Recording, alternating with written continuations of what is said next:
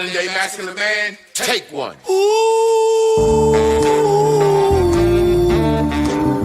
What makes a modern day masculine man? When you drink your liquor straight, a modern day masculine man. I pay all the bills and I tells my woman the truth. Got my shit together, do what I wanna do, say what I wanna say. I won't bend, I won't break, you are not me and I am not you. I kept it real, so now I can do what I wanna do. Modern masculine man. Welcome to Man School. Welcome to the Modern Masculine Man Podcast, Mitch.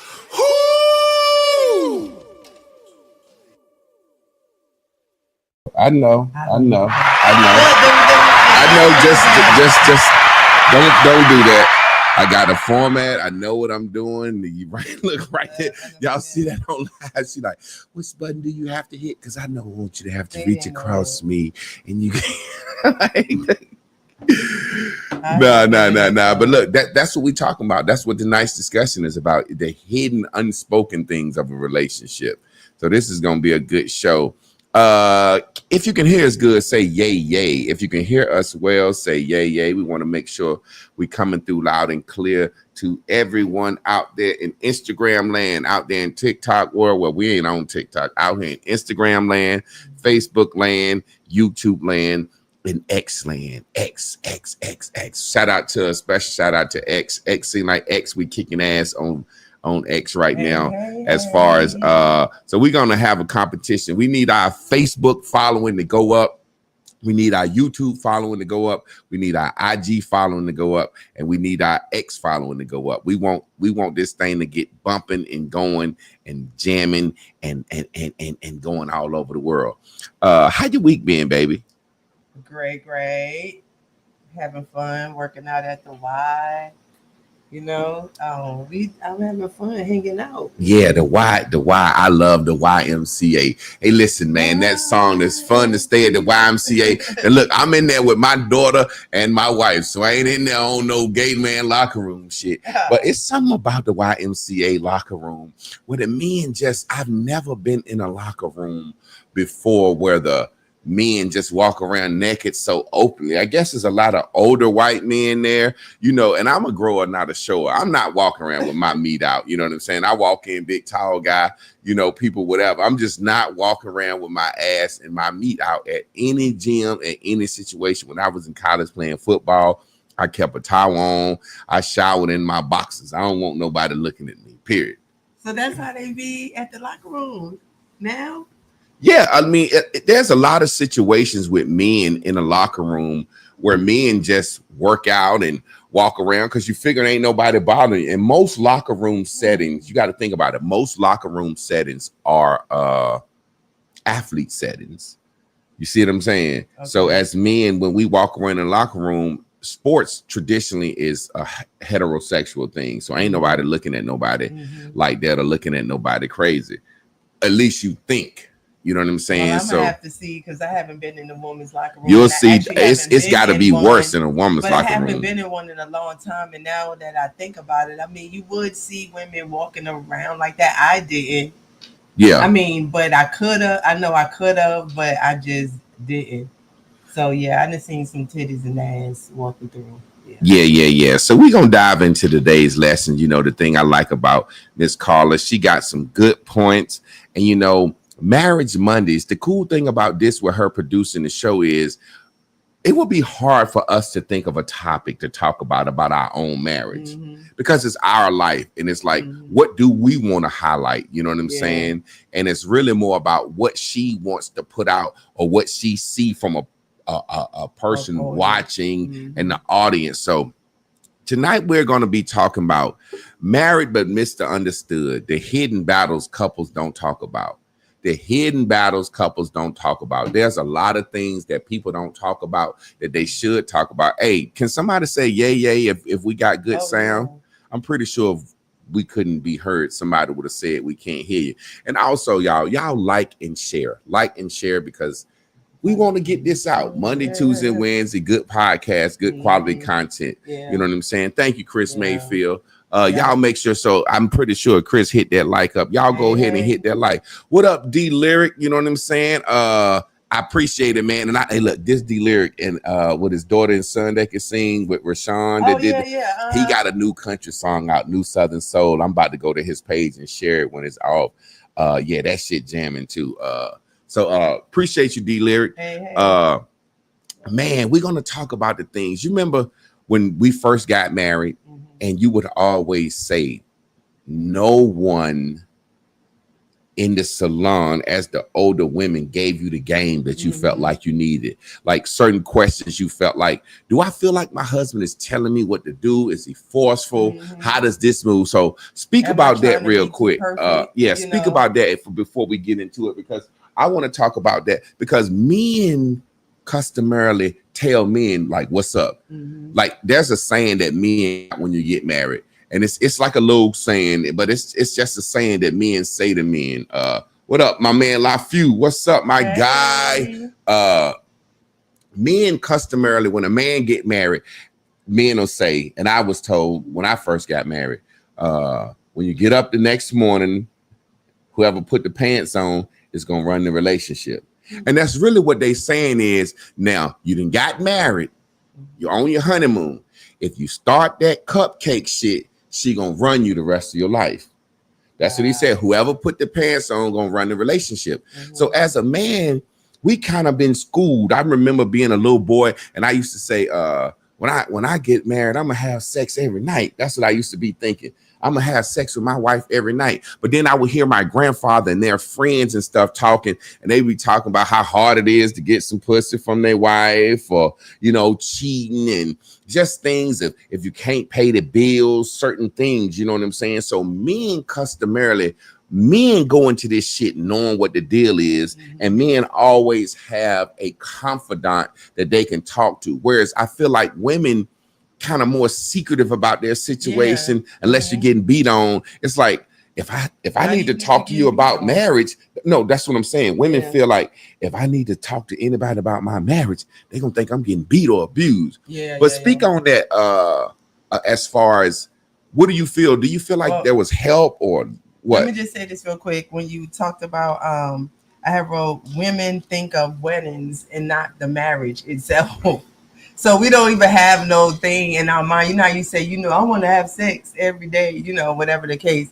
I think all we care about, all we really visualize is how we want the wedding to be, and not how we want the marriage to be. Who we're going to be, who we really want our husband to be. So when we're living it, it's like, a lot of it is such a shock because we've never considered. Wow, right? I never even thought about that. Yes, expound on that, because that's deep. Like I never thought about, and a man before, he don't give a fuck about the wedding. We don't give a fuck about the wedding because we like, hey, just do whatever she want, make her happy. All we thinking about is before we even ask and propose, we men customarily, we like to move in with a woman. We like to see how she clean her house. We like to see how she do. We need to see how she act when she get mad. We done made a full assessment. But this is the thing for most men, and that's why I think most men always get married twice, because the first time you really have this image of, I'm gonna be a good husband, and I'm gonna do right, and I'm gonna do better than my daddy, or blah blah blah. And you have this concept of happy wife, happy life.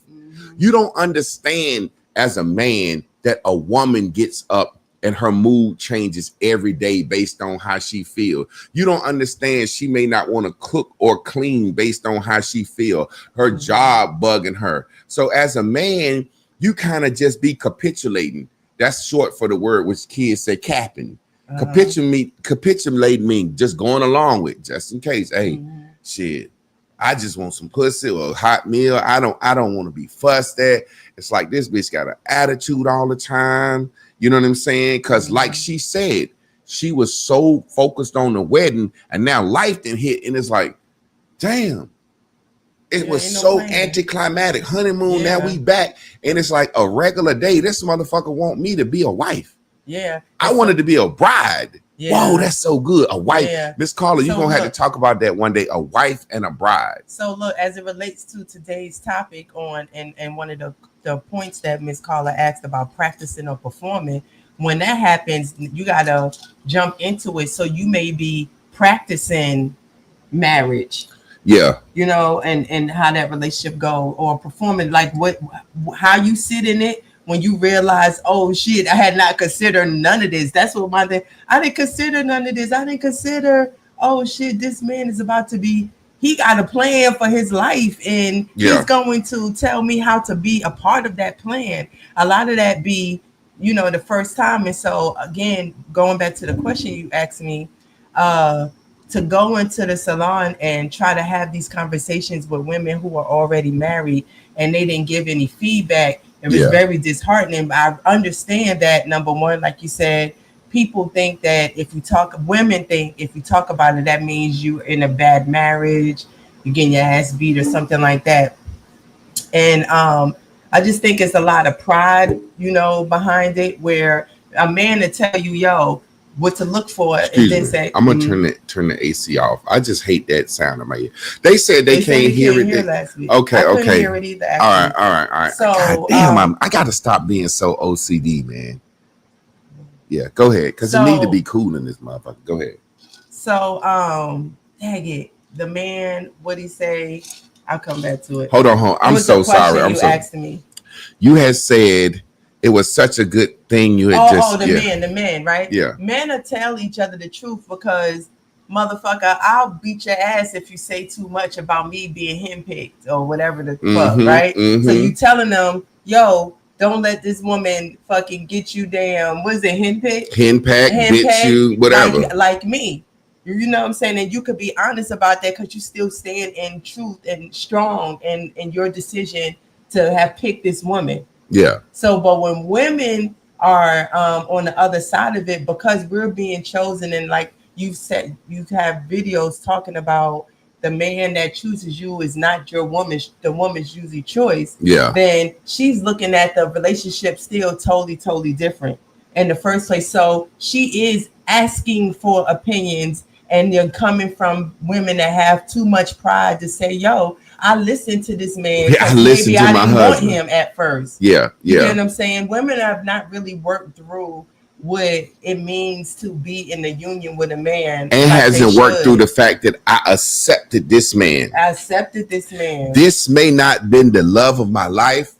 That's what people don't talk about. And this is what we'll talk about in the future, how people look at me and they think he's intelligent, he's smart, he's sharp. They don't know the inner me and the challenges. We're going to talk about that tonight. But people act like you got this great dude. And it's almost like having to knock myself down a notch.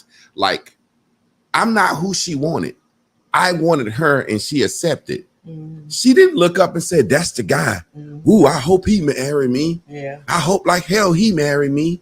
When I first met her, she didn't like the way I dressed.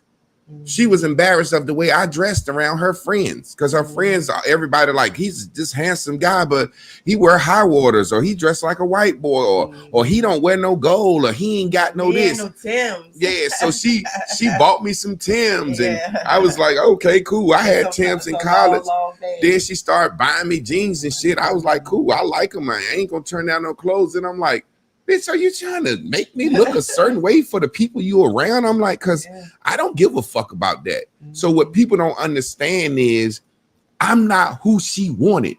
If you're a husband, you're not who your wife wanted. Now, she might have thought you was attractive. She might thought you had a good career. She might have thought you this, that, and the other. But I need people to understand a man has to make a woman fall for him. Y'all understand? Listen at me. God, this is so good. This is what people need to hear. Love at first sight, that's a man thing. He see the woman he want and he know that's who he want. Yeah. Pretty woman. It's fucking prostitute. Bitch can have 10 kids. Yeah. Whatever. Fucked up credit. A man see what he want. Jacob saw Rebecca at the well. He saw her and wanted her. She looked up and said, well, the motherfucker ain't ugly. I do need to be married. He treat me decent. Yeah. Shit. Which is how it measures up. He ain't my friends. You know what I'm saying? Yeah. And then when she get with him, she realized you said the key thing that most women don't accept. This man has a plan for his life, and I have to follow. Fuck, I don't give a fuck about her life or her motherfucking plan. It's my plan. She's following my lead. Now, in the process of following my lead, her purpose is found. Yeah. How can I be his helpmate? How can she be? That's her job, to be my helpmate. Yeah. But I told her, you'll be greater than me. Yeah. But her purpose is being found and being my helpmate. I didn't marry her to say, hey, you own a salon. I want us to turn your salon into the biggest salon in the world. And my dream, when I married you, you was making twice the money I was making. You was a 6-figure nigga, and I was a 4-man nigga. I could have looked at it like, shit, my bitch make more money than me. We need to just get her salon better, and I can manage this. Man, fuck that salon shit. I'm the one that told you, get out of that, man. Fuck that salon shit. That shit, your hands, you know what I'm saying? Long story short, my plan. Yeah. And she saw this nigga got a plan. And this is going to be good, because as we go further, Miss Carla asked some questions which made me think about the growth of a person. Yeah, that was a question. The growth of a definitely. And in his plan, it included me. It included who he chose, which is me, and his plan for me to be able to match where he feel like he was at and where he was going. You know what I'm saying? And so because of the alignment, it wasn't no forced thing. It was things that made sense. It's things that's like, oh, light bulbs. Oh, I should do this. I should do that. And we'll talk more about that. And see, that's why people always say they like a power couple. What they really saying is a couple with purpose. So say, for example, when a man has no purpose, and I ain't talking about a job, because you can have a good job. A good job don't hold no woman. I've had mentored couples. I don't want to say mentor, did reflective discourse, not counseling. I'm not a counselor. I've talked to people, and the guy was a lawyer when they met, and he thinking he good, and the woman is saying he's not. He ain't did nothing. He ain't grew since I met him. Like, what you mean? He's just a lawyer. He go to work every day. Blah blah. That lawyer shit ain't nothing to her no more. Yeah, the first 2 years, I'm married to a lawyer. And then she realized this nigga owe $150,000 in student loans, and then he ain't fucking John Cochran. He go to work every day like every other motherfucking make 100 bands. And she like, damn, nigga, he working all these extra hours trying to make partner. And he like, but I'm a lawyer. She like, fuck that shit, nigga. You ain't grew. Yeah. She like, I would have rather married a janitor that moved up to the head janitor, to the head garbage man. She's seeing some growth. So some niggas think because they got a good job that they ain't got to grow. Yeah. And they don't understand that if they don't have no purpose and plan for a woman to get on with, man, that woman don't have no reason, because she don't have no reason to stay with you, because the next nigga can provide. Yeah. 5 compelling points. Performing versus partnership. Performing partnership versus practicing partnership. Yeah. So say, for example, that couple goal shit. Performing, let me say that again, performing partnership versus practicing partnership. Now, let me give you an example of what I mean. Motherfucker doctors practice medicine. That's what they date. It's a medical practice. If you sue them, you're suing them for medical malpractice. We're saying we're not doctors. We don't heal. We practice medicine on you. God damn, boy, this is such a good topic. Doctors practice medicine. You go in, they say, hey, what's your symptoms? My feet swelling up. They said when feet swell up, that normally has something to do with arteries or this, that, and other. What else? My piss got a little yellow. Well, that looks like that might be this, and this. Yeah. Based on what we see, we're going to practice some medicine on you. We're going to give you this pill at this milligrams. Take it for a month. Come back. We check your levels. If your shit level out, we know you're good. If it don't, we're going to douche you up or switch you up. They are literally practicing medicine. That's what it says. I'm Dr. Javon Clrk, medical practice. Yeah. I'm practicing medicine. I give you shit to see do it work. If it don't work, I switch up. If you die in the process, we don't give a fuck. We practice on you. But if medical malpractice is when they say, look, You gave some shit that ain't had nothing to do with that. Now, if we can justify this, hey man, you don't give a motherfucker a Novocaine for a motherfucking sore finger. You didn't gave the motherfucker too much. You didn't malpracticed on the nigga. Yeah. That's why Michael Jackson doctor said, hey, your job was to give him something to help him sleep. You helped the motherfucker die. That's malpractice, motherfucker. So what I'm saying is practicing relationships versus performing. Mm-hmm. Me and my wife are performing. We're performing. We're going to get a result out of this. We up here, we're doing a podcast together. People always say, why you ain't do a podcast? Da, da, da, da. We at the point we can do a podcast together now. Mm-hmm. Our marriage won't sharp enough conversationally to sit up here live and have a real fucking podcast. There were things that I hadn't grew in level of sensitivity yet. Mm-hmm. There are things that she was sensitive about. There were things that she didn't want to talk about. My wife has a hard time having a poker face. She might be saying, I want to talk about this. Let's talk about the time I cheated. And then when we get up here, she'd be like, I'd be like, you remember you cheated? She'd be like, I'm ashamed now. Yeah. So that has to do with all healing and all that bullshit. It ain't healing to me. It's just like accepting and moving the fuck on. Wait, but before you go, like these are the things that I thought about when she said practicing versus performing.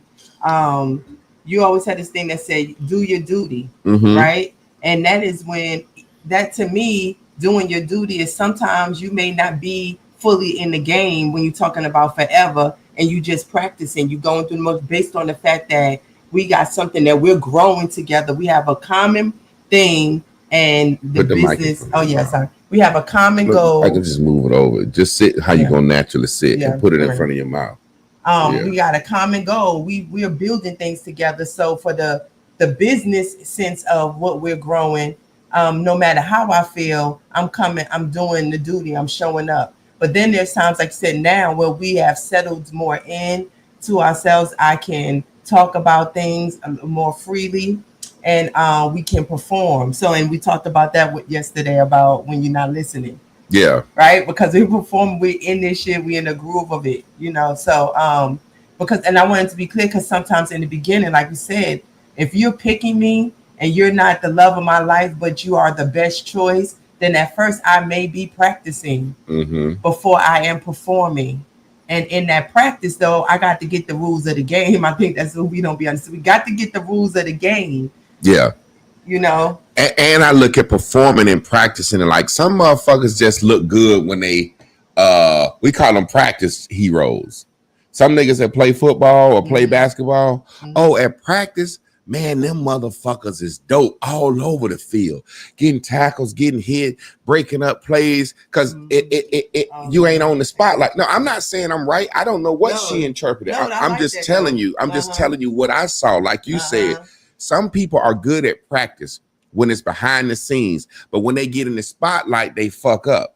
You know what I'm saying? So I done seen guys, man, catching alley-oops at practice, playing so good at practice. Coach be like, well, I'm going to start him this week. And he get in there and fuck up. Yeah. So sometimes it's about performance. Some people don't practice well.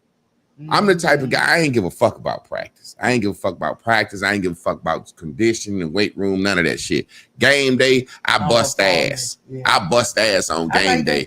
But watch this. This is the problem. Because I didn't give a fuck about practice, conditioning, and weight room and shit, I might bust ass on game day, but I won't gonna do nothing. I won't gonna be no good. I won't go into the NFL. I won't go into the NBA. In order to motherfucking be a professional, you got to love practice or want to do it. So I was a high school, college nigga. I knew I won't go into no NFL. I'm like, shit, I ain't working out that motherfucking hard. I want to get out of Warren County. I'm going to college to play football or basketball. I want to be a teacher. I know I'm not going to put in the work that it takes to go to the NFL. A lot of motherfuckers won't tell the truth about that. Yeah. I don't want to have to work that motherfucking hard. Yeah. And so sometimes when it's behind the scenes, I'll give you a perfect example. Jay-Z and Beyonce relationship goals because in their performance, it looks great. Outside, I'm Jay-Z, young, moving down the highway, going on the flyway. Dun, dun, dun, dun, dun, dun. Oh yeah, it looks so good to the world, but they relationship goals because of what they had when they came together. We don't know how their relationship is. Yeah. All we know is Jay-Z was in the elevator and his sister-in-law was trying to kill his motherfucking ass. Yeah. Sister ain't mad at you because you goddamn ate up the banana pudding.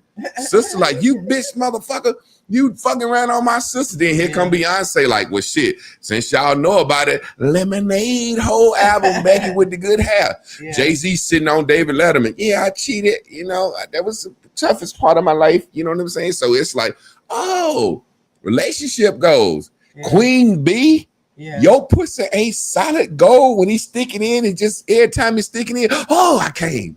Oh, I came. Oh, I came. This was so good. All Beyonce got to do is touch me. I came. Oh, I came.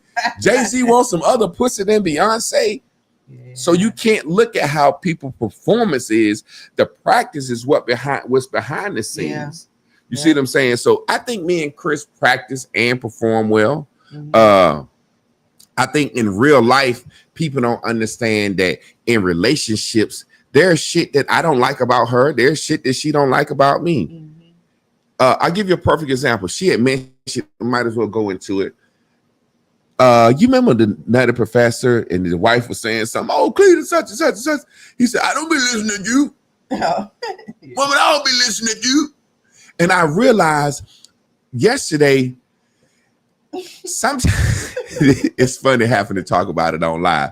Sometimes I be thinking it's reefer. I be forgetting shit as I get older. I even told myself I might have dementia when I get older because I don't be listening at my wife no more. My wife can tell me some shit. 10 o'clock tomorrow, we got to do this, blah, blah, blah. I be like, yeah, you know, yeah. The next day, I thought you would. She knows she got to remind me anyway. But last night we was talking about it. She had just told me something. And I was like, yeah, I won't even on the phone distracted or nothing. And she was talking to me and she was like, yeah, 9:45, this, that, and the other. I was like, yeah. Then she looked at me. She was like, so what time you think that? I was like, Chris, what are you talking about? She's like, Javon, what? I just said it. And I had to be honest. I said, Chris, I don't be listening to you. And I was like, I know you don't. It's becoming more and more. It's more and more apparent. So we had to discuss it because we had to discuss it. Now I got to know. I have to know to make sure to follow through. And those them little things we talk about. If you don't want to be a nag, you know, and overly tell somebody something, or you know, I'm gonna have to be a nag. And if it's a snap that come like, goddamn, I remember, then it is. But also, and we'll talk about that, it's assuming that it would be that, right? And so I thought that the conversation was good. Well, let's talk about it.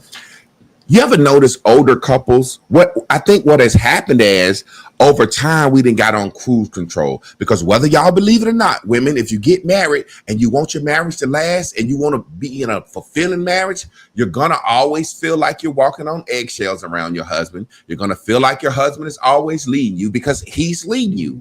You're helping him with his life. So there's a situation where, now don't get me wrong, I always say she runs shit. If she can chill, like now, y'all ever notice when granddaddy and grandma young, granddaddy be who he is, and it's this stereotype that granddaddy is a Hellcat with 2-3 families and all this shit. That's the stereotype. But then grandma's this good person. But then when you get older, that's what you heard. But when you a child, all you see is granddaddy sitting in the living room, quiet as a motherfucker. You know what I'm saying? Louise, you bring me some tea? God damn it, I done bought you some tea up by the grandma run everything. That's why. So it's like what I see is, what I think happens is the older a couple get and the longer they've been in a relationship, the man been in led and got the woman like in her way. And now he's older and he chilling. He's in cruise control. Like with my wife, I don't have to listen to her now because I know it ain't some bullshit. Before, she used to be on some bullshit so much every day, all the time. I feel a way. I don't know why I feel like this, but I feel some type of way. I can't explain how I feel. We need to talk. It's something going on. There's always something with a woman. So I had to tune in and pay attention every day. Goddamn. It's always something. Now, man, shit done got so good. I understand her. She understand me. I'm comfortable. If my wife's saying anything to me, I'm like, I'm pretty sure it's something good. It ain't no bullshit like she used to be on. I need to talk. We need to analyze. So over time, a man stop listening to a woman because he comfortable. So like a perfect example today, we start going to the Y downtown Durham. For some reason, I go the exact same route everywhere I go. Well, for some reason, leaving the Y, I don't know where the fuck I'm going. You know what I'm saying? I'm just being honest. I done left the Y 2-3 days in a row, ran around the circle, downtown loop, blah, blah, blah, blah. I'm talking about driving all over the fucking place just to get home when I probably could have took a left and a right. Yeah. So today I finally say to her, man, I don't know where the fuck I be going when I leave it. Why? I'm driving all over the place. Here she come. I know. Yesterday you went over here, you went here, you went there, you went there, and the day before you went here and you went there, and there. And I said, well, why you ain't say something? And tell them why you said you ain't say nothing. Oh, because I was, in church they like, if he's lost, let him drive. And well, Pastor Andy say that. Yeah, he say that, and then just not wanting you to be like, I got it. Because to me, I've been taught in the sense to let a man do that. But I mean, you made a good point. Well, say for example, our pastor, and I give Pastor Andy all the credit, for the man I am. I never take away what a motherfucker put in my life. That's still my dog. You know what I'm saying? I just disagree with him on certain things. However, Pastor Andy would always say, as a woman, let your man make a mistake. Don't be fucking jumping in all the fucking time, running your mouth. You know what I'm saying? Long story short. So I guess she felt like I'm driving all the way around town trying to get home. If she say, hey, baby, you could have just went that way. She thought I'm going to say, shit, I know I drive the same way every way. I said, no. And I explained to her, it's a difference in respecting your man's opportunity to fuck up and being scared of your man. I said, don't be scared of me. I said, it's like this. If you in a car with somebody and you think they finna hit something, you ain't got to say, ho, ho, because you're going to scare them. But you can say, hey, look right there. Da, da, da. I said, don't never not say something when you think there's an accident could be caused. Yeah. Because the time you don't say something. So I said, what you should do is once you see I'm lost, say, hey, baby, you good? I know a way. And let me say, yes, it's how I always go, or I'm fucked up. Yeah. Now, this was a situation where I didn't know where the fuck I was going. And I would have greatly appreciated some help. But I was explaining to her, you're judging me based on the last time that you said, I know a shorter route. And I said, well, I go the same way. So you're thinking you're going to get that same way. So that's a fearful woman. Yeah. Don't be fearful of your husband. Yeah. Don't there's nothing wrong with a woman giving her suggestion as a co-pilot. The problem come is when she say, here's my suggestion, husband, and he said, nah, I want to do it this way. Now she want to fucking argue with him. Yeah. Don't fucking argue with me. And let me say this, and then when you say fearful, it's funny because women just don't never want to be redirected. So it's like the fearful is really so minimal. Yeah, of me saying, I got this, baby. Yeah. And it's like, oh, he just checked me as a child. That's what I'm saying. That's what I say. So when you said, I was like, I get what you said. Joy Sparks said, it depends on the man too. Definitely depends on the man. If a motherfucker gonna go crazy on you or offer a suggestion. But there's a way things supposed to go. Yeah. So I'm like, don't be scared of me, baby. And so I always want you to correct me or tell me what you think. And question on live, do you feel like when you offer suggestions that I listen or do I not listen or say, fuck that? How do you feel about, because that's indicative and that might just be that specific thing of driving. But how do you feel about that? Like this is the unhidden spoken shit. Look. We got the joke that you'll take the person up the block at the store advice. And I'll be like, I just told you that. So we have that as a kind of like a joke. So there are times like that, but I do understand, especially since I became a teacher, I am very busy. I believe that women are busybodies, right, in our minds. And so I am jumping in and around and a lot, and I may not always say it like, hey, baby, you get what I'm saying? So that's me still processing. But at the core of it, I do know that, when women just have in mind, I don't want to have to hear nothing. I don't want to have to be taken the wrong way or whatever the case. I don't want to be a busybody today. So I ain't, and that's that picking and choosing. And that's why, again, I like this conversation, because it is the things, the misunderstandings that we put upon people. What I love about it and the growth of being able to, of us performing, is the fact that we can have that conversation with me just sitting in what that is. You get what I'm saying? Mm-hmm. And being able, before I say like, oh, it's not that I'm not fit, you know what I'm saying? And just call it what it is, and talk about it, and just totally see your perspective really more faster, because I could stand behind Pastor Andy telling me that. But to the core of it, I use that as the umbrella, because of the fact that I didn't want that outcome. It's like not being funny. It's like I would always tell my wife, every time I give you a good strategy, you use it as a defense mechanism for the next situation. Yeah. So I'm gonna ask you this on live, because we've had this discussion before in the past, and it's almost like a vibe of, I think I know everything, or you think you know it all. But like you said, if I'm the leader and I'm leading us down the path, and you can admit that you're emotional. You see what I'm saying? So live,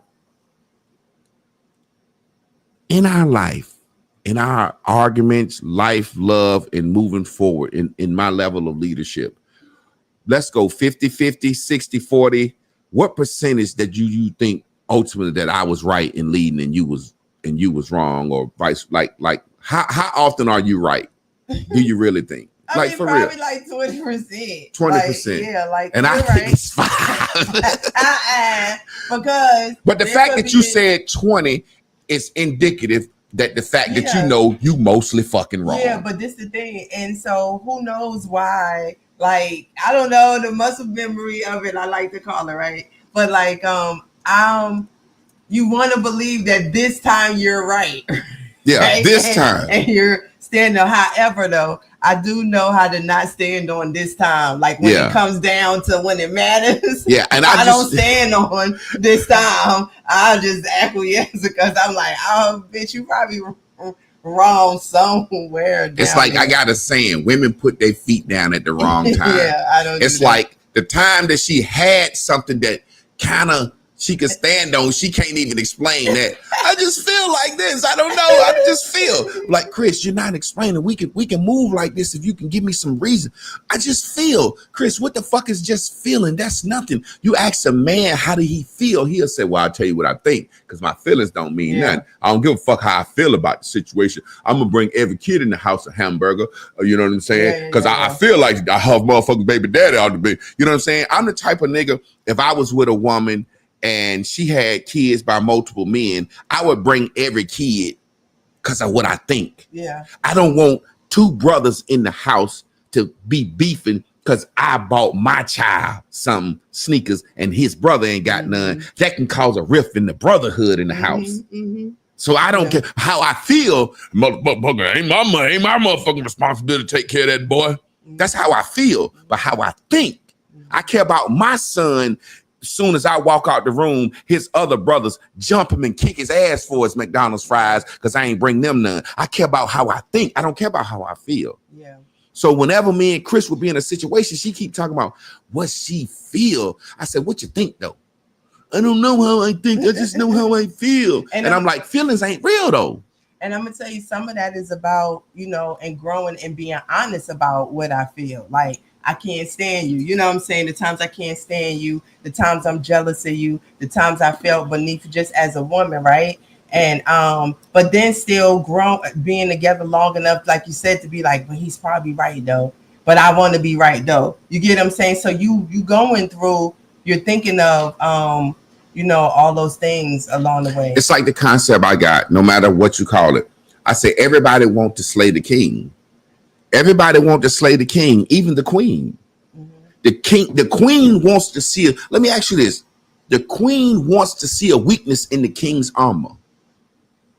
You don't want to see me fail, but if you can say, I told you so, do that shit feel good to you? I mean, to put like this, to see you on my level with me, because I feel like I'm so valuable to our relationship also, regardless of seeing you there. it's just kind of bringing you to a place, wanting to see you in a place that I feel like you're humbled with me. Yeah. You know, so which is a nice way of saying I kind of like it when I can say I told you so, motherfucker. Because what you just said was because let me reinterpret because we live. I said when I fail or when I fuck up or when you right, do you like to say I told you so? Yeah, but no, hold up. Wrong a lot for me to have to say that. So that's why I'm. So it feel good, right? So yeah. Okay, that's what I want, a straight answer. You said, because what you said the same thing. You just cleaned it up. That's why I said women weaponize words. I said on live. Do you like good speech, but I can't let it go like that because it's women watching. It's women watching, and this is the truth, unhidden spoke. They need to know, man. When my husband fail or fuck up, I like that shit because that nigga lead me and he always right. Yeah, I like to be able to say I told you so. You cleaned it up in such a way of I like to feel like you're on my level because I be fucking up so much. I like to see a situation where, tell the truth. That you told the truth, but you cleaned it up. So, and vice versa. I know that. That's why as a man, I'm always logical, moving sharp. Because when I fuck up or make a mistake or make the wrong decision, now my wife ain't gonna be the one to be like, I told you so, motherfucker, I told you so. But she's gonna say, well, you know, my wife gonna comfort me in it. But it's just reminding me you fucked up. She's slick with her shit. Be some shit like hypothetical, like I said, I'm gonna go left. And she said, I think we should go right. I said, I'm gonna think we should go left. We go left, get a flat tire, run out of gas or something, and be stranded. My wife not gonna say, I told you, motherfucker, you should have went my way. She gonna say, it's okay, baby. When you make your decisions and the outcomes happen, I'm here for you. I'm here for you. I be like, bitch, get out my motherfucking face. Like, it's okay. Whenever you make a wrong decision, I got your back. I'll walk 15 miles with you in this hot sun because you fucked up, but it's okay. You know what I'm saying? In her own way, she like, yeah, nigga, you fucked up. I like that shit. Those are the things that people, and then there are things that I don't like about her, of how OCD certain things. She can't eat this, go there, I can't lay on the mattress if this covered. You got the mattress looking like, I'm like, goddamn, the sheets, I need to change the sheets of the Chris. Goddamn, I want to lay down. Fix this and this. I'm like, goddamn, bitch, you ain't perfect. But those are things that people don't talk about. Yeah. She said, exploring how some couples focus on appearances, looking united for families, church, social, while avoiding the real behind the scenes. People will tell you, and even like Jasmine, when she came on the show, she came to check us out. People that know us know us. We are the same in real life. We are the same real life. We are the same people. I don't front for social media. I don't front for church. We don't front. The thing is, what people don't realize is the fact that we got an open relationship that kills a lot of shit. And because the only thing that kind of mess up relationships is fucking and finances. I give her the money to pay the bills. We both work hard. Shit. I know she's fiscally responsible, so we don't worry about that. So in the past, you have been a fronter though, major fronter, meaning like how we look on the outside. You cared a whole lot about how we looked on the outside. I put that like, speak on that. To take pictures when we went out and stuff like that. Me too. In the beginning, we enjoyed, because me and my wife, we like getting fly when we get fly, and then for the first time, I like to kind of match my woman. I ain't talking about bubblegum twins. I'm talking about like similar colors, blah blah blah blah. So if I'm a social butterfly, at some point I need somebody to say, they together. I could tell how they dress. So I would kind of like pick out some of my wife's clothes or blah, blah, blah. What's my stylist name? Oh, Javante. House of Jerry. So my wife, I'm a stylist. I love styling my wife. So, and that's not, she can't style herself. Don't get me wrong. But my wife come to me like, yo, what we wearing tonight? So when we first got together, we liked taking pictures. The funny thing was, we would get so many likes from strangers, but our People didn't. own friends wouldn't like. And we want our friends to like the shit. People hated. Yeah. And so I was just like, man, I ain't taking no more goddamn pictures when we go out. You know what I'm saying? And it just something that faded away. But before, I remember there was a time you get Davion. Davion was the picture taker. You know what I'm saying? Yeah. And that was interviews like I'm enjoying. And the thing is, I might get back to that. Like I like dressing up. Mm-hmm. And I think that what I wear and how we live, I think that it is something that would be interesting to people. Speak on this. How can I say it? Damn, it was a good thought.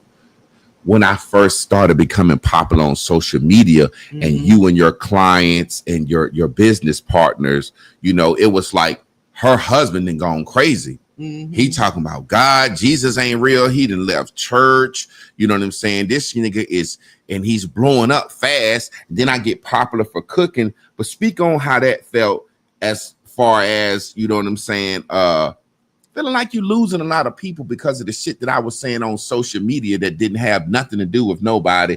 And then I want you to tell me live, like, how did that make you feel? How you were able to roll with it? And at some point, did you really want to say, hey, yo, chill, this is a little too much? You know what I'm saying? Speak on that whole situation.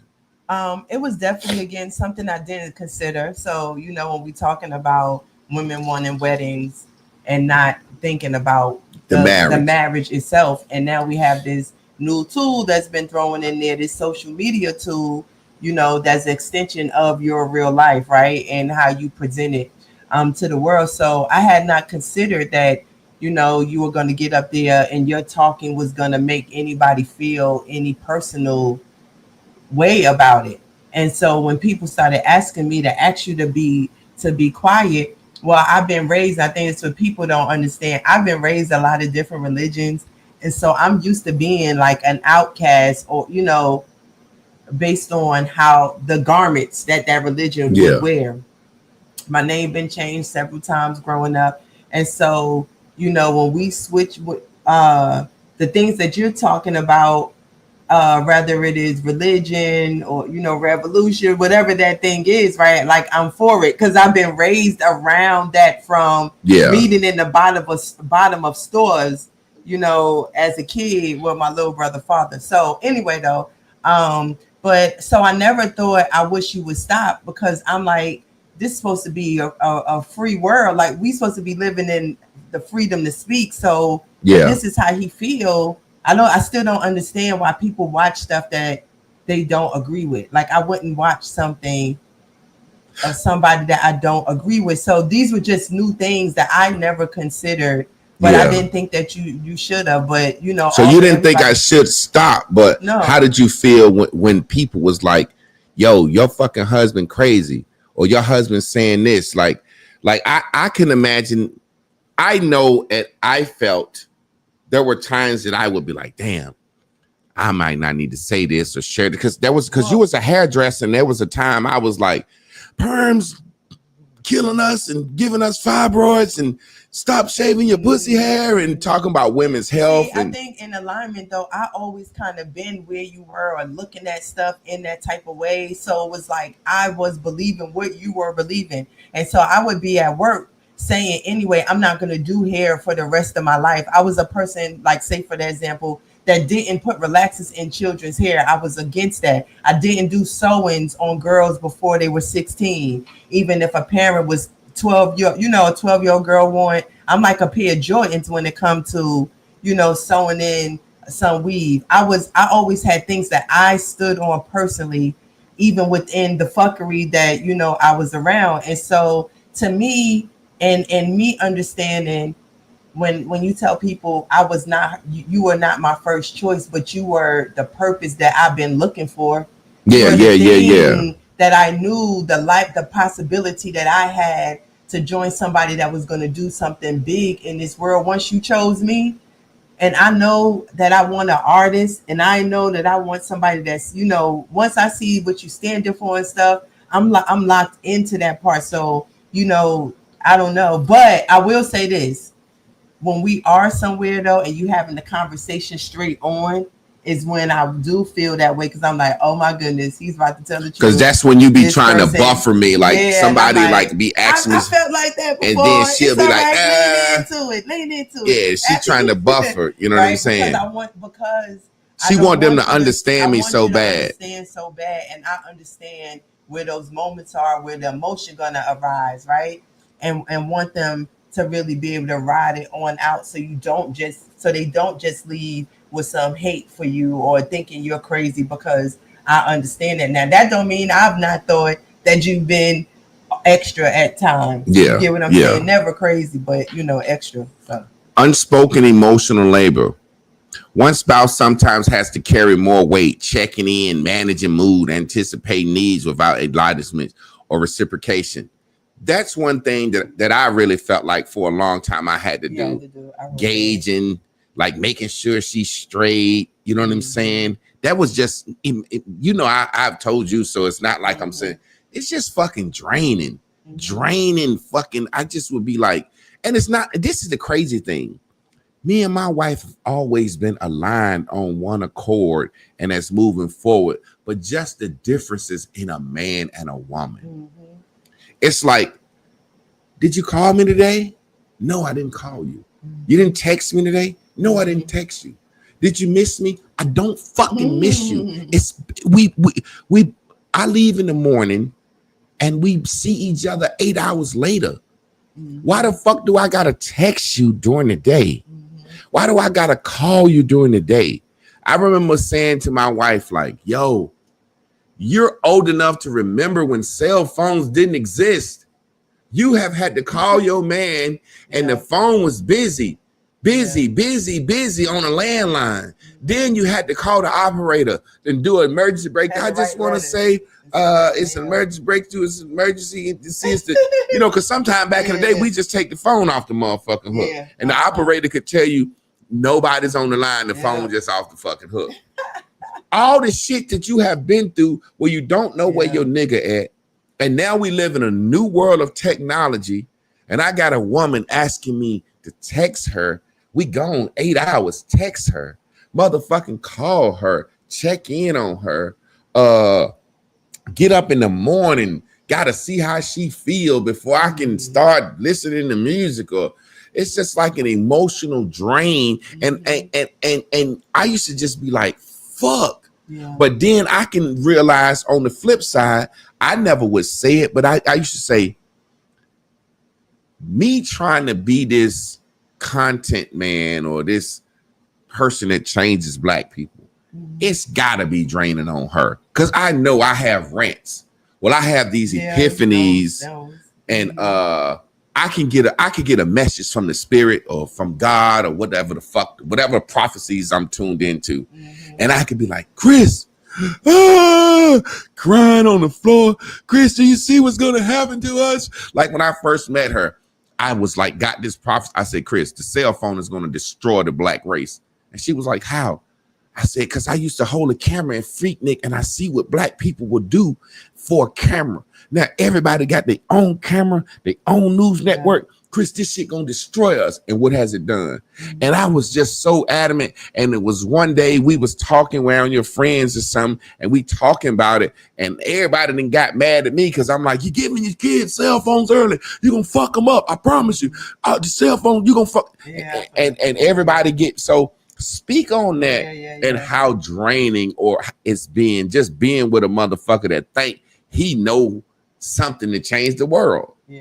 Speak on that. Well, you know what? But on your own thing, but I know when my friend that was a lawyer, I think that was the first introduction to it. But again, we're in public. Yeah. And remember, originally we was talking about you being online, but and knowing like when he's telling the truth, there's no back down of that conversation in a sense. Yeah. And knowing that people is perceiving him in an aggressive way when he's just passionate. And it's the first time we had ever had anybody around us that cared about things like you did.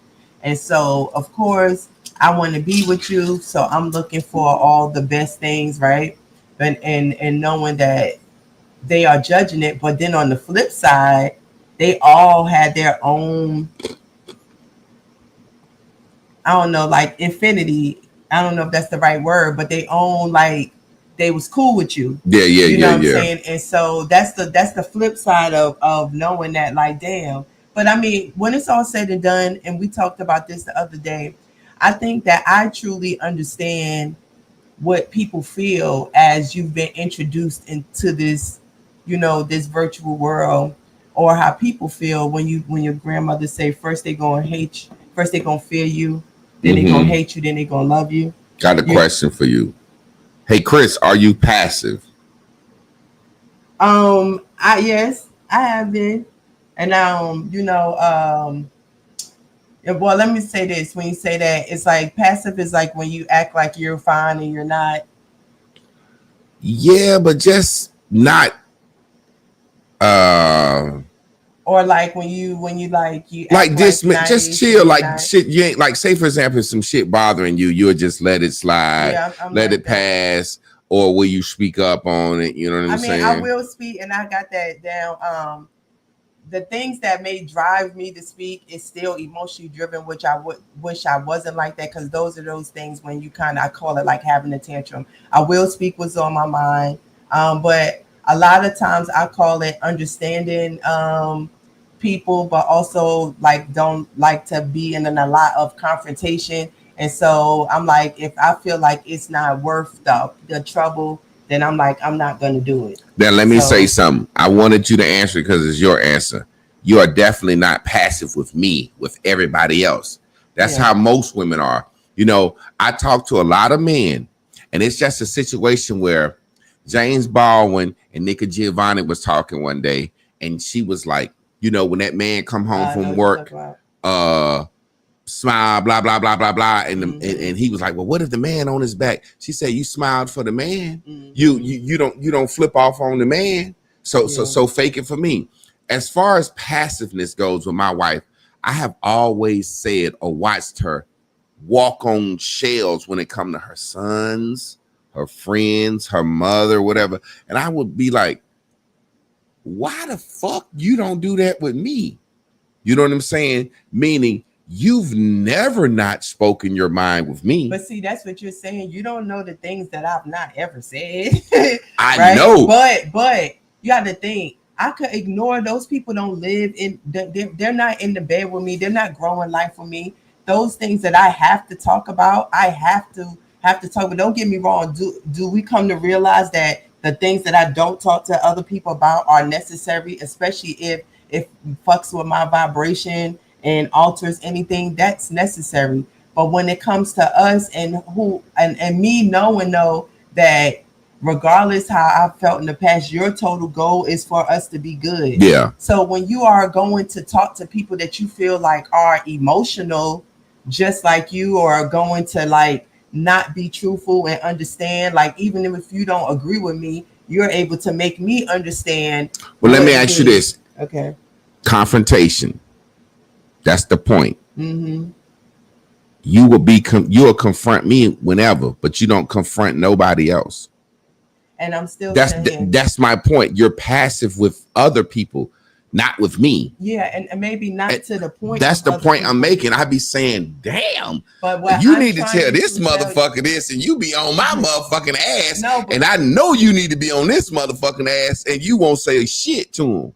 well, yeah, but again, I'm going to when we discussed already, just like with the turning, going home and deciding who you think Yeah. is going to respond a certain way. I think that women do that, pick and choose what they say based on how they view the person that they're talking to, Yeah. and so it is that. But there are some times that I'm like, I'm not going to say that, and I'm not going to ask you that, but not as much, because when we're going to talk, you're going to talk back to me in a Yeah. way that we're trying to resolve something that to me is really meaningful. But you have grown to show me that, and my passiveness and how I do with other people, they need me to be assertive. So that's two different Yeah, that's things. what I'm Like, saying. I That's what I'm understand saying. that I have to become assertive with the people, right? And Because I feel like you, just me as your husband, and we've talked. I feel like you let not you're bullied by people, but just like sometimes you need to speak up on some shit, and I'd be like, come on, man, I know you. You know what I'm saying? But that's a whole nother discussion. Like I said, yeah, we could. Yeah.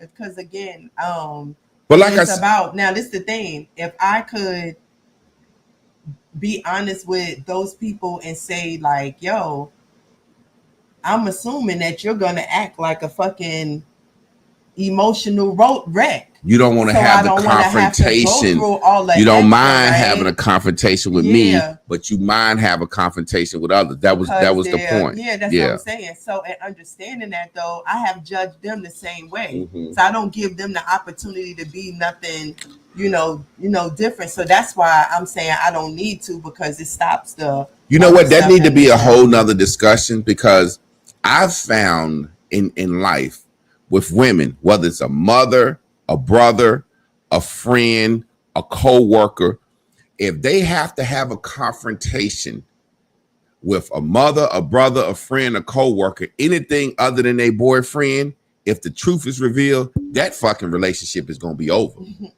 Straight up. That's a whole nother conversation, meaning I think women will only confront their man and have that conversation with them in truth. Because if it's your motherfucker, if a woman have to go to their friend or their cousin, mama, anybody other than their man, and somebody had to tell them the truth, fuck you. I ain't fucking you. You ain't my motherfucking man. I see the friendships, the brotherships, the sisterships, the mothers and that shit be over. And let me tell you, and when you just said that, and that's the thing that you say, you don't want to lose those people. You love them, you value them, and you like this conversation, they gonna take the wrong way, but you're still judging them. But let me ask you this, because that's friendship, but this is Marriage Mondays, but it's all about relationships. Remember that unspoken emotional labor. How does it feel to be the one that's never gonna speak the truth to a friend, brother, mother, cousin, because you feel like they're gonna. That's what we. You see what I'm saying? I said that's something that I know in my next step, because I feel like there are some things that are in the vortex for me, but if it's given to me and I am not, and I'm being passive to people, I'm not going to be I can't be a principal leading the school and not having correct conversation. And I do think about when I do now that. And in the last several years, when I understood this, from that thing, the Nikki Giovanni, when I saw that, it made so much sense. And so as I start to understand that that's happening, right, and I may still do it though, but then when we talk about it, realize that I've done it again. I understand the detriment to being like that. But I also understand like that is a weight on my shoulder, because to me, and understanding bears and bubbles, being in alignment, vibrationally sound, you walking around not being truthful about something that bothers you, because you know that somebody's taking you out of your true blue, and nobody should be doing that. And you know better, like you said, once you know better, so that should be on you, because I know better. Yeah, I'm the type of person I gotta tell the truth, because that emotional gauge shit, being the emotional gauge of I'm only gonna bear that brunt for my wife. A fucking man, a friend, a cousin, a sister. Hey, I need 100% truth, because I need you to get the fuck away from around me. If I gotta fucking wonder, do my sister really love me? Or is my homeboy, I gotta, nigga, fuck that shit. I gotta answer this. Go ahead. I'm gonna answer this question for this brother. Go ahead. But one of the things I realized, from the people that we listen to and our perceptions and things, that's how like the people that have mainly been like that are people that I'm totally thinking about, totally concerned about, totally. And so the way that their relationship is being, all of it is being structured is based on, it's based on me and my concerns. And you don't have those, you don't necessarily maybe have those concerns, because like you said, I know I'm not going to be concerned with these people in my life. Not, you get what I'm saying? So if you don't look at yourself, that's also about a flaw on how but that's like you said, that's one of the things that I be concerned about as we talk about. That's one of the things that I've always not liked about you, because I always felt like, yo, you're such a sharp woman. You're such an opinionated woman with me going back and forth. but you need to fucking tell that motherfucker over there this, but you never do. So, and it's not because I think you need to be more assertive. It's like I be feeling like, yo, motherfucker taking advantage of my wife, like she fucking stupid or something. You know what I'm saying? I like, and of course you would feel like that because of the fact that you're it's like I want to protect her. Like what I'm saying, well, I have called motherfuckers up and behind your back. Hey, Chris ain't fucking doing this. Fuck you, ask her to do some shit like that for you know she got to do this, and don't say nothing to her because if you do, it's gonna be a fucking issue. But don't ask her to fucking do no shit like that no more. You know what I'm saying? This is the thing, and I don't know, but I just thought about like remember when you told me about the kids, the same person that fall on the floor, whatever. What I'm saying is that, and I remember one day you said something like, was it slow suffering or something? You had said my ability. I don't know, not the slow suffering. That's not the right word. What I'm saying is that part of still who I am and how I like to take people in and be this type of way. I am just naturally like that. When it comes to us, I don't think I ever have been like that with nobody, but you got to think you are getting me used to a program that I didn't know I was going into. So that's kind of different, but wanted to be there. So there's a different level of conversation that is happening and needed. And some of that still was emotional. Let me answer this question for this brother so we can move forward. Javon, this is for you. Does Chris beat you down with shit you do not give two fucks about and how you handle that? Well, man, I'm a master teacher, so I always be concerned about my wife. And I'm the opposite of most men. Like, if it's something that, like he said, about pillows and shit, I'm going to have a discussion. Because I want her to I overteach. If it's some simple shit that I don't give a fuck about, I'm going to sit down and talk about it because I want her to clearly understand what's up. I'm not even going to say, man, fuck that shit. I don't dismiss her like that. I'm like, okay, Chris, why do you want to damn do this? Let's talk about it because I need you to understand what is this about. I need to understand because if you just want to start fucking mopping the floors every day, or if you want me to do this, I need to understand how is this gonna make you better or make you feel good. Moving on to the next thing, I think this is a great one. Growth gaps. Unpack what happens when one's partners evolve spiritually, emotionally, mentally, while others stay stagnant, and how it breeds loneliness in marriage. That's a great question because me and my wife are aligned with our purpose. So there's never no stagnation. I'm growing, she growing. However, there's places where she growing and I'm not growing. She's in school now. She's been in school, growing, getting master's degree, want to work on her PhD. So shit, I could say. You just explain the growth that you want to see in me. Yeah. Well, I'm going to answer the question, then you answer the question. So when it comes to the spiritual growth, me and my wife met at church, and then all of a sudden I was like, we ain't going to church no more. I don't believe in that shit no more. And like you said, because you've been so many religions, blah, blah, blah, blah, we never had a problem with that. You know what I'm saying? When I started listening to Abraham Hicks or Neville Goddard, you never have a problem with that. Or anybody you say, yo, you should listen to this person. We never have a problem with that. As far as emotionally, mentally, the only situation I would say that I've had an issue with and felt lonely was her going to school. And her going to school, me and Chris would spend so much time together.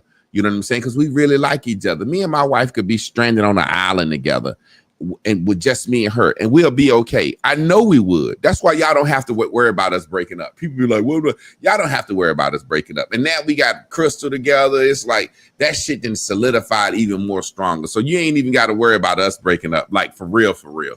Yeah.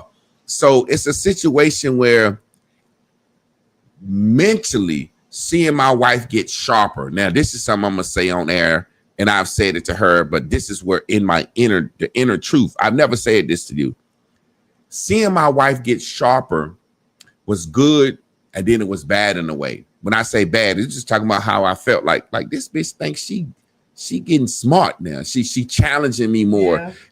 And actually her arguments are getting better.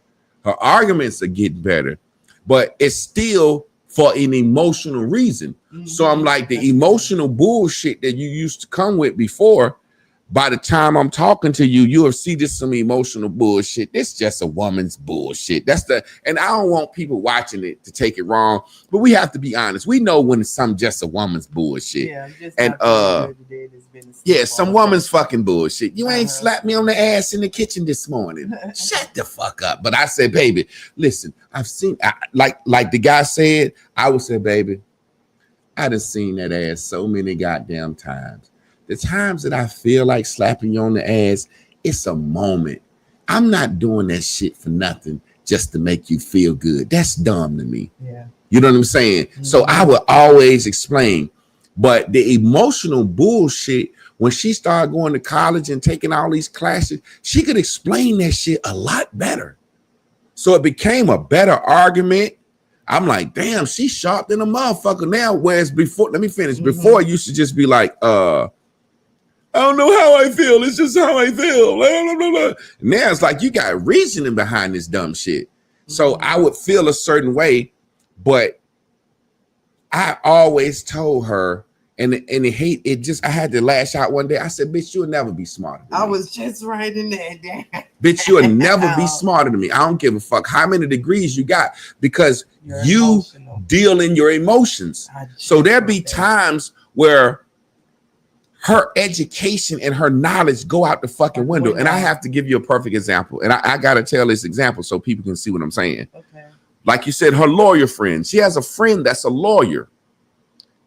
College educated. Everybody respect this chick. Blah, blah, blah, blah, blah. So I'm having a conversation with her.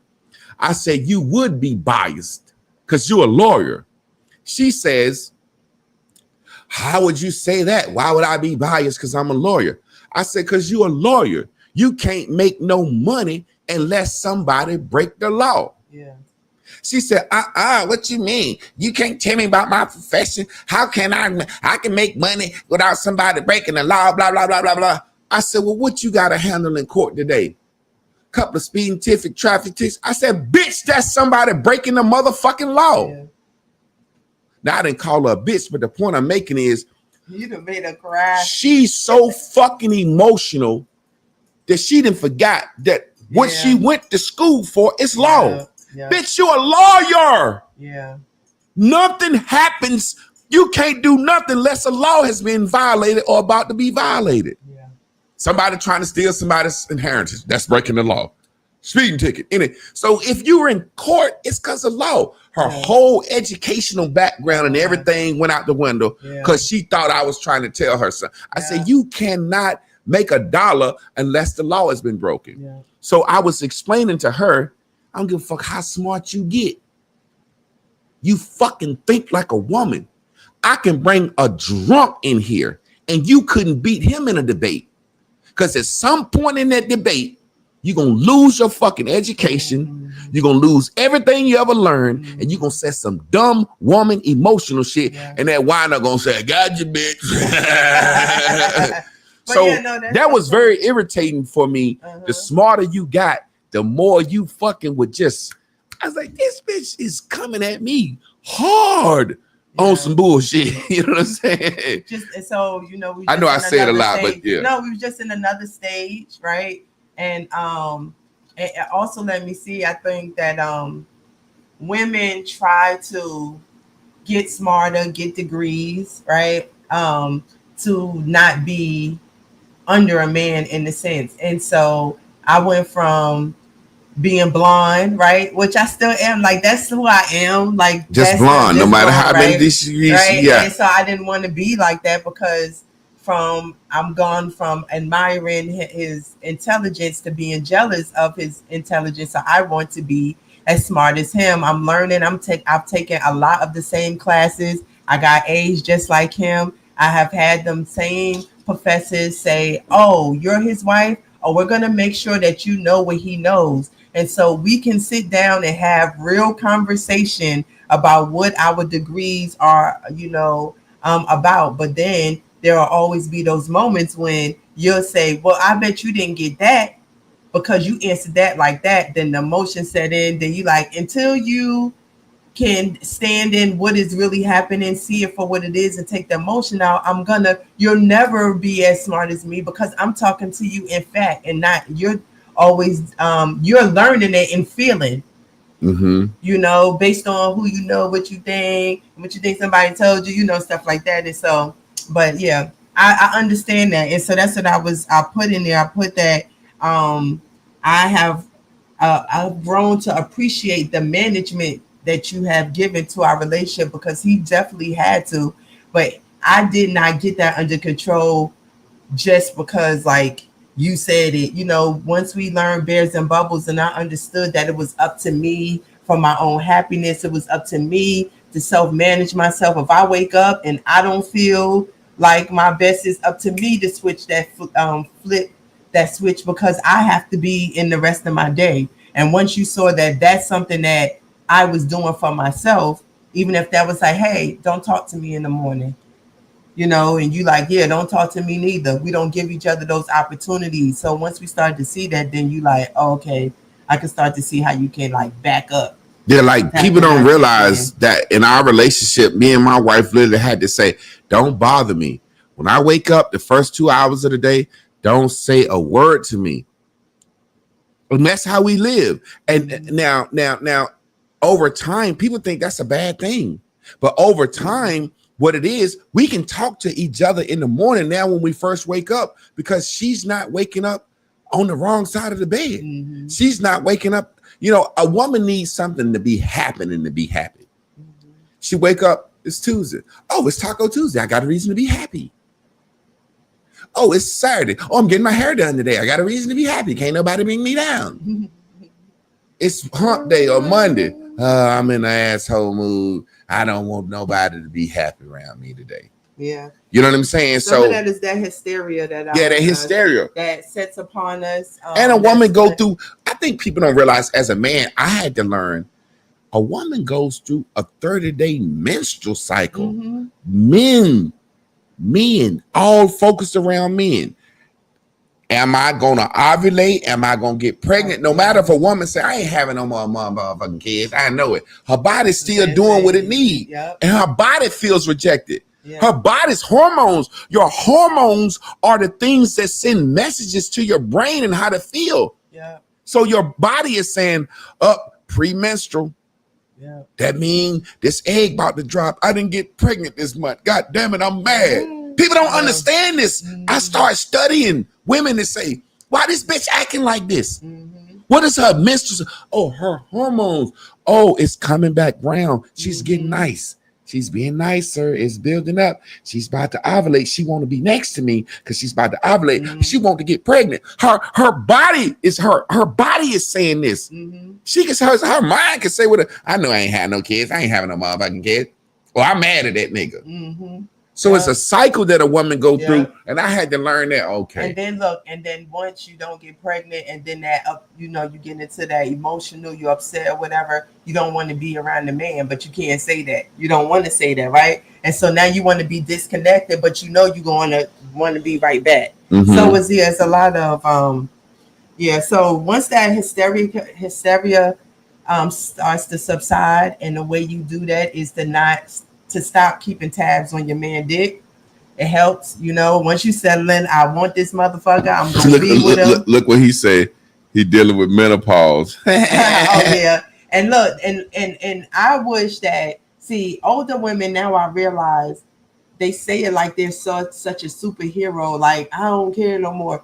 You done took all the emotion of a man is gone. Yeah. You're in your cycle, you know what I'm saying? And the drive of your cycle is for a man that you no longer have the drive for. Mm-hmm. So you can't even mentally and biologically, you kind of have to, you have to let this idea go. And that's why I said, like, when you get older, mm-hmm. Grandma don't give a fuck what granddaddy think. She walk around in the house in that goddamn moo titties swinging, motherfucker. Nigga, her body didn't say it. It's like God didn't literally say it. Sit your ass down somewhere and be a grandma and a nanny. That pussy ain't dripping like it's supposed to be. Now, in her mind, she could still want to have sex. I hear so many women say, when you get older, bitch, shut up. It's physically impossible. Your body didn't stop ovulating. Your fucking estrogen levels ain't the same. Mm-hmm. Now, you might be Pavlov like a dog, horny wanting to fuck, but your body ain't the same. But let me tell you this, and because the thing Just is, like my dick. I can't. I'm fucking like I'm 17. No, the fuck I'm not. The reason why though that gets better and could get better even if it's done mentally is because you've left all the bullshit is going. Yeah, that's what I'm saying. Right? That's what I said. Your mind, but your body ain't the fucking same. But you ain't, so you can wind up still as wet and stuff because you're not fucking until you're ready and you know you're ready. Yeah, that's the point I'm making. It's a mental thing. Don't do it like that. Don't touch me like that. And let's get this shit popping. And you don't do it outside of that, and the shit. Yeah, and when you finally do it, you feel it's great. Yeah, but yeah, so it's a situation where we're moving forward. And this is a good one right here. Man, this is a good one because I hate the fucking motherfucker that ever came up with that dumbass love language shit. That love language shit is so fucking stupid. Let me for the question. Let me teach for a second because black people need to be taught. Capitalism is for women. Marketing, they don't market Father's Day. What the fuck do fathers need? Fathers need some tools and shit that he already motherfucking got. So fathers get a fucking tie or he get a new grill set. Capitalism markets to women. So when these motherfuckers writing these motherfucking books and shit, they writing this shit to women. When they create all this love language and Steve Harvey 90 Day, blah, blah, blah, blah, blah, blah, that's to women. So love language is some dumb shit that we done created that basically says, think about it. It's really a woman. My love language. If you don't do this for me, I ain't gonna feel loved. Well, granddaddy couldn't do none of that shit. Back in the day, everything, all that time, finances, gifts is a love language. What about when black people ain't have a goddamn dime and they stayed together 50 years? But gifts. If you don't give me something, if you don't give me time, granddaddy said, I'm in the goddamn field 16 hours a day. What you talking about time? Yeah. Acts of service. Shit, only thing we can do is rub each other motherfucking feet. Yeah. It's some dumb shit. But let me read what she said. I hate that love language shit. It's really some shit for a woman to say, if you don't treat me like I want to be treated or feel like I want to be feel, I gotta reach. No, do your fucking duty. And do your duty. Watch this. Okay. If gifts is your, we want to talk about this real quick. I gotta teach. What's the first love language? Gifts. Well, what if I lose my job and I can't buy you gifts? Yeah. What if you lose your job and what if we go bankrupt and gifts is out the fucking window? Mm-hmm. Time. What if I had to get a second job? What if she had to get a job, her job move her over here? What if my wife started going to school and she's spending them? So time, you see what I'm saying? Mm-hmm. Touch, sexual touch. What about when she going through menopause and she hot at night and you can't lay next to her and hold her no more? And you talking about, well, my love language touch. Motherfucker, I'm hot, I'm sweating. You can't touch me like that. Yeah. It's some dumb shit. It is. It's some dumb shit. What's the other one? Gifts, time, service. Words of affirmation. She done gained 100 pounds and she wants you to tell her she's still slim and pretty. Or this nigga ain't fucking handling business, ain't paying the bills, but he wants you to tell him he's still a man. You still a man. You still my all in all. He ain't had a job in 3 months. Ain't working. You paying all the bills. He at home getting drunk because he's depressed. And he wants you to come in the house and tell him, you still the same king without a job. It's some fucking bullshit. Yeah. And I hate that shit. And it's the worst thing that ever happened to black relationships because black women always go with the fucking pop culture. Mm-hmm. Steve Harvey 90 Day, love languages. This bitch said some shit to me, and this was the craziest shit I ever heard. Pop culture in the black community. She said, I think he liked me now. I think I should da-da-da-da. I said, what you mean? She said, that's what the song say, ain't it? If I hit it 1 time, I will like her. If I hit it 2 times, I'm going to like her. If I hit it 3 times, I'm going to wife her. You know the song I'm talking about? The song, but I didn't know. Bitch, you think about a goddamn song? If I hit it 3 times, I'm going to wife her?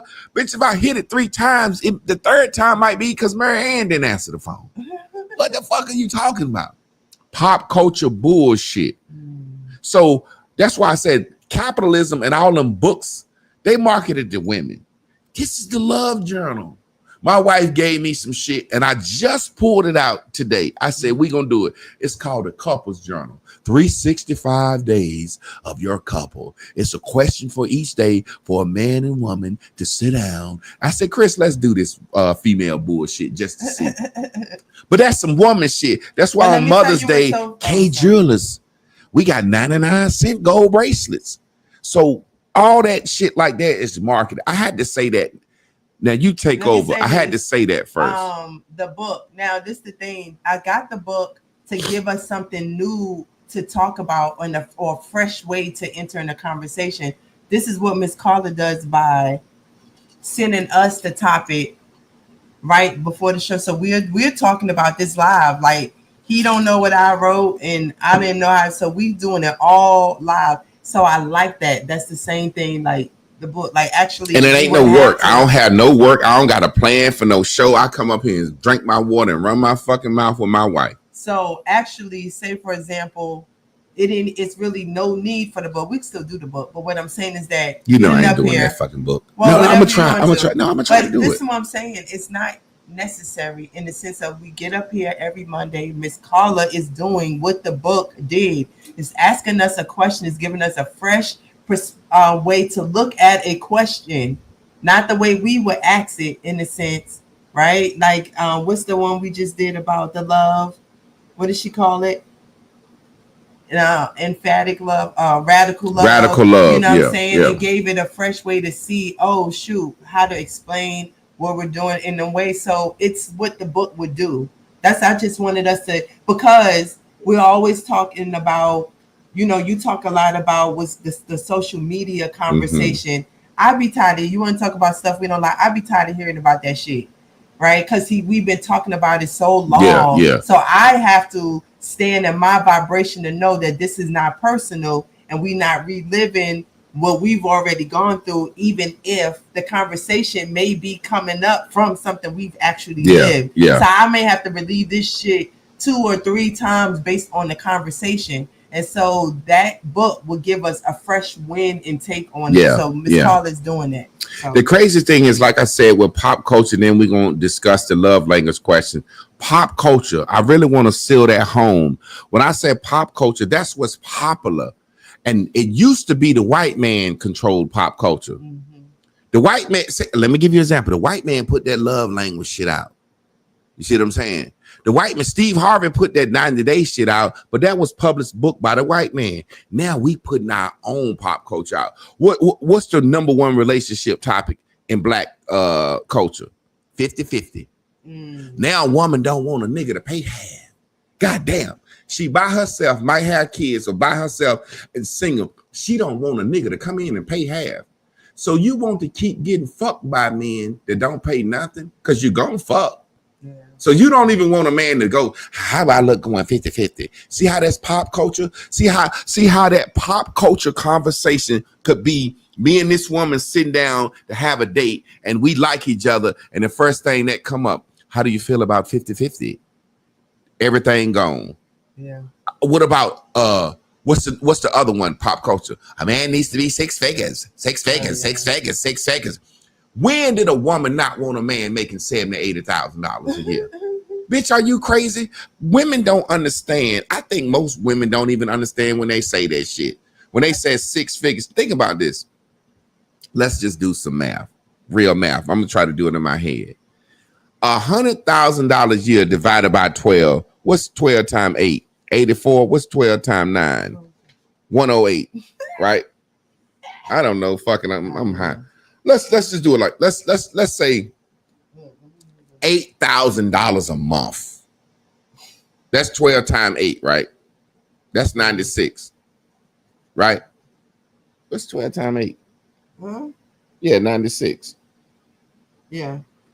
So you're making $8,000 a month, 25% taxes. You know what I'm saying?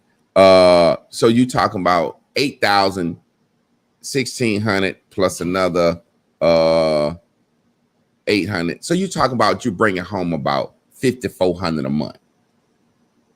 What the fuck are you talking about? 5,400 a month? But look, though, you gotta think about it. But think about this. I have paid the bills while my wife was in school off a teacher salary, 45, 50,000 a year with 2 kids in the house. Yeah. What the fuck are you talking about? And he making 80 and you making 60, 70. Why is that even a conversation? The man got to make 100. So what's happening is remember I said empty dogs, empty wagons make the most noise. Mm-hmm. So the broke bitch that ain't got nothing saying she ain't going 50-50 is saying, I want a man to take care of me and save me. So she talking that shit. Mm-hmm. And then the broke bitch who ain't got nothing wants a man to make 100 because she don't even understand what fucking $40,000 a year can do. You see what I'm saying? So what's happening is now that's such a saying. 50-50, $100,000 a year. Now you got regular women out here that's been subscribed to that shit. You see what I'm saying? Mm-hmm. So I wanted to say that and make that clear before we move into the next thing about the love languages. Pop culture information affects everything when it comes to dealing with relationships. Because now a woman is saying he's got to be 6 feet, $100,000 a year. You see what I'm saying? Mm-hmm. 6 feet, $100,000 a year. That's like 1% of black men. Yeah. You better be cool with a $50,000 a year nigga, and yo 50, man, y'all be good than a motherfucker. Yeah, man. I look at my little salary and look at your little salary, and I be like, shit, we straight. All we got to do is not fuck up. And when we eat crab legs, we want to eat crab legs. Shit, my wife had 3 months of bills. What they say, you got to have 6 months of bills to feel safe. Shit, you know. So we might have that. Or this is another thing. We don't talk about the business ventures and stuff we trying to do or doing because there's no need. It's like people want to get in your finance. Hey, look, let me tell y'all something. When I blow and you know I'm blown, I'm never going to get up and say, this how much money we got. This what we own. I'm never going to do that. Who does that? Jay-Z and them don't do that. You might hear fucking Forbes say, Jay-Z's worth this much. Jay-Z don't come out and say, hey, I got this much liquid. Beyonce got this much. So I had to get that out. Now, break down how couples often feel unloved because love is not given because it's not expressed in their love language. Now, most people, since we talking about love language, the thing that they want to be done to them, they don't do. Think about it. Because if it's what you want to be done to you, you don't do. That's just natural. So if we talking about love language, my love language is touch. Rub my motherfucking feet. Rub my feet, give me a massage. I'm happy. But guess what?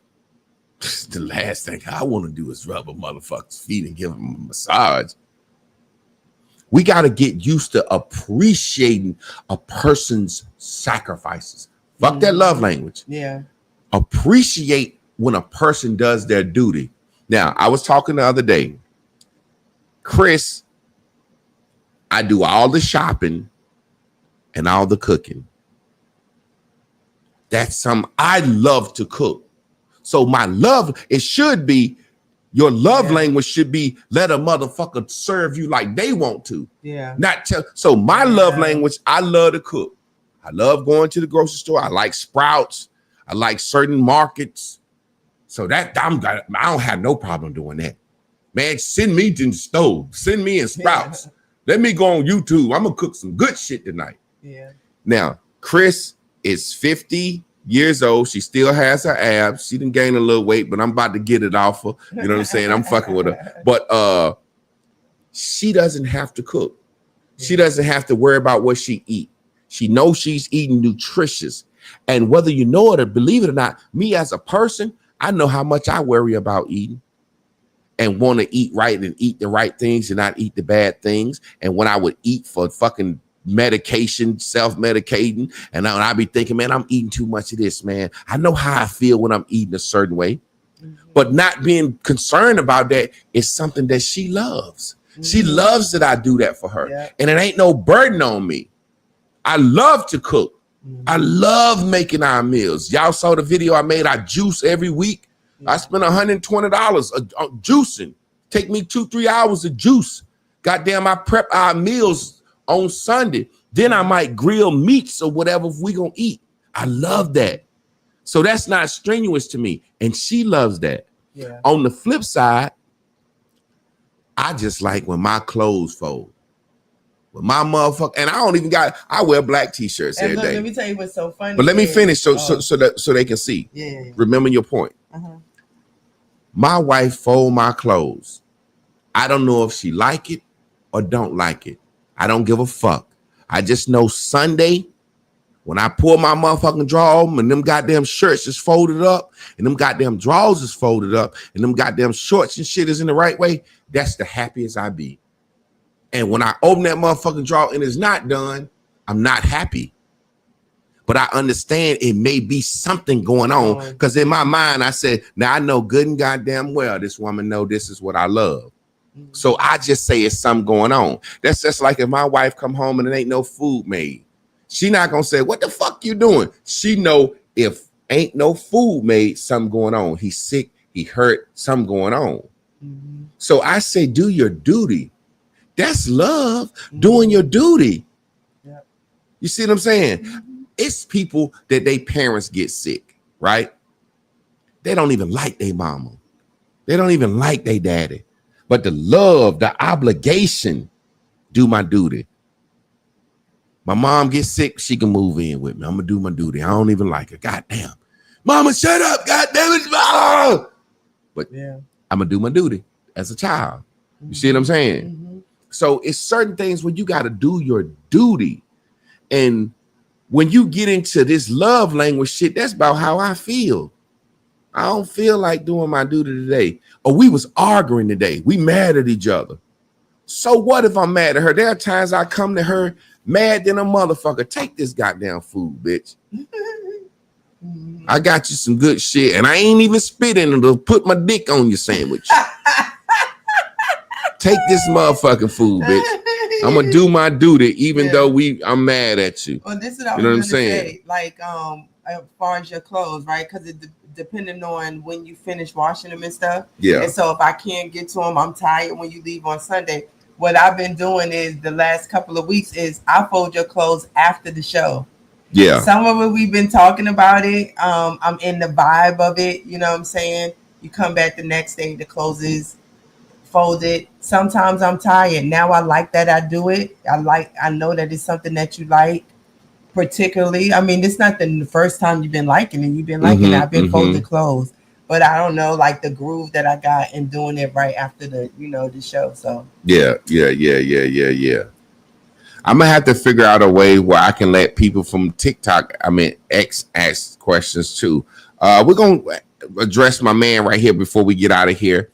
My little woman was probably thinking about that her last 3 hours because we were FaceTiming and all she was saying was, I love you repeatedly. She really didn't have too much to do with me.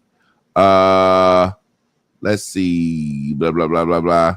We gonna get ready to get out of here. My wife's that's a lot. So what we're gonna do is we're gonna start letting people come on and address, you know what I'm saying? And what I'm thinking about doing is possibly on Friday nights when we just chilling, having a little drink or something, where people can come in and tell their story and ask questions. We'll get at a try, you know what I'm saying?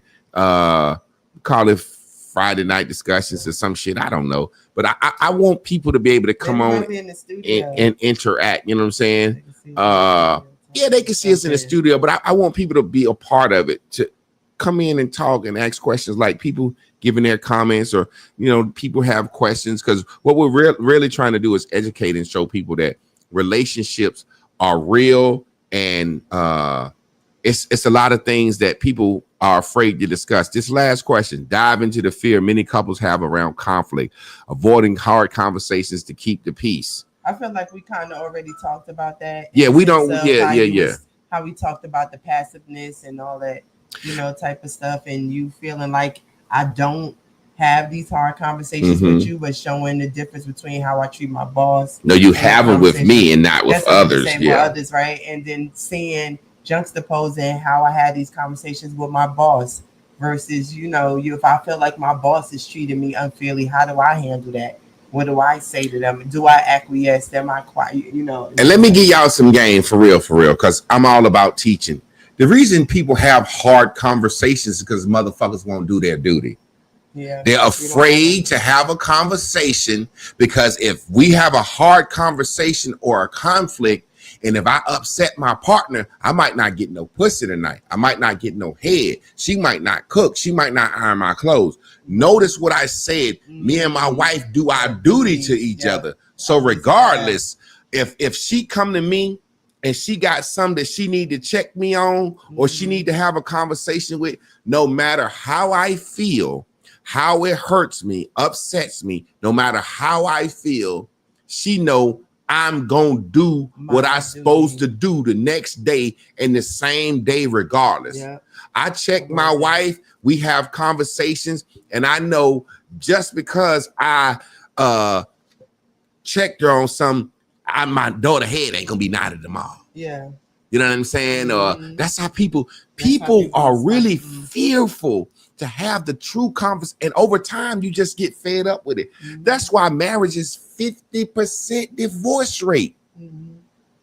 I'm scared to tell my woman I'm sick of how fucking dirty this fucking sink is. And it ain't even dirty. It's makeup brushes and shit everywhere. I don't want to tell her about that because it's Friday. And his hair everywhere. Yeah, it's Friday. Yeah, we finna go out and it's Friday night. And it's Wednesday. And we got the date Friday. And right now, Wednesday, this shit is bothering me. God damn, it's fucking makeup and shit everywhere, perfume. Baby, you know what? I ain't gonna say nothing about her because we got something planned Friday. And this bitch will be mad 3 days. Yeah. Now, let me say this. We've been to that phase where my wife been acting fun in 3 days. I don't care. We still do our duty. Shit, I be like, I know you're mad, but I need some head. She be like, give me that dick. I'm like, you're sucking it like you're mad at me. Do it. Go ahead. I forgot. Well, family, y'all already know. Y'all stay tuned in, tapped in, turned on. See us tomorrow night with my man Trav, Tough Talk Tuesdays. Wednesday night, me and Carla, Rain and Raven. Y'all know we always do our gang handshake. Boom. And y handla robosha e sekiete o robobosha ye los o robobobobobo. Y'all hold it down, y'all shed it live. And look, we got I want to start something called a rewatch crew. Go to YouTube and rewatch this. Just pull it up, send it to your friend, click on it, watch it 2 minutes, have that shit playing in the background. The video. Oh yeah, y'all go check out our video. I might as well play it while we on lives. Maybe it uploaded on YouTube. This is a song I made for my daughter's birthday. Let's see, can I find it? It might be on my Facebook. Let's see, YouTube. How do I get to my stuff? It'd be harder to find stuff. Right, view your channel. Okay, there it is. Let's see. Let me get that set up.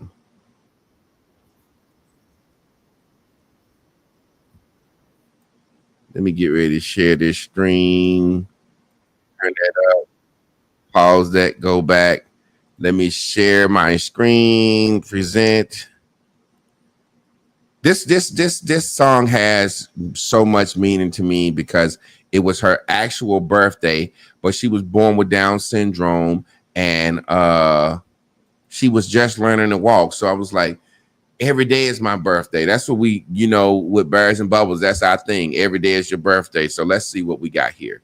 Let's play that thing.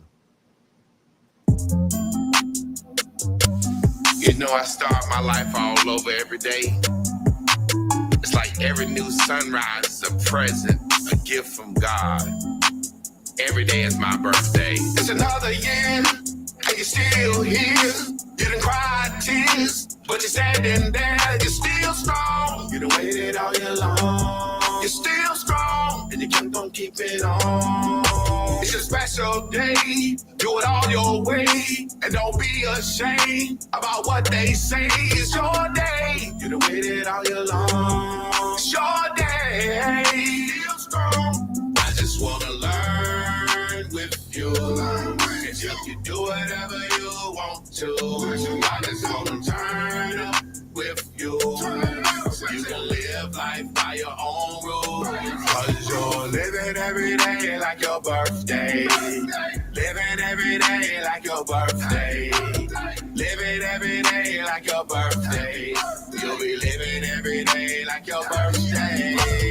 It's your time, wanna shine, jump around, lose your mind. If they ask you why you did, you say you did it for the vibe. Do it. Happy new day, happy new way, happy new view, happy new you. Happy new day, happy new way, happy new view, happy new. Age ain't nothing but a number. We gon' party like the middle of the summer. Age ain't nothing but a number. We gon' party like the middle of the summer. I just wanna learn with you. I just wanna learn. Do whatever you want to. With you. I just wanna turn up with you. Up, baby. Live life by your own rules. Cause you're living every day like your birthday. Living every day like your birthday. Living every day like your birthday.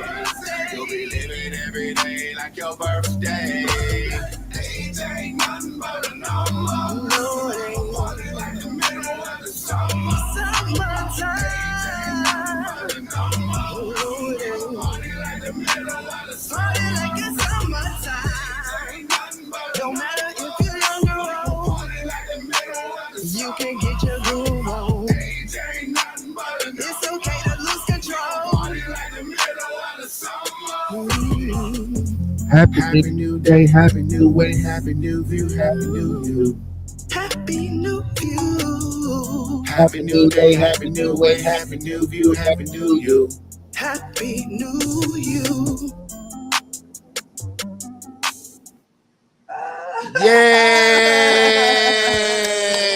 Yay! It's another year. Yes, sir. Happy new day, happy new way, happy new view, happy new you. Like, that's share my that video. that's my saying. You can play that every day, definitely on your birthday, but every day. That's what Yeah, we get say. up. That's Happy the new the day. vibration you should get in like it's your birthday. Every day is my birthday. Living every day like it's my birthday. Happy new day, happy new way, happy new view, happy new you. That's your birthday. People don't realize we die every night. We die, and we do not have to wake up the next day feeling like we felt the day before. Yeah. Man, fuck it. It's a new day, new way, new view, new you. Yeah. Y'all be good. Happy birthday. Stay tuned in, tapped in, turned on. We appreciate y'all. Love y'all.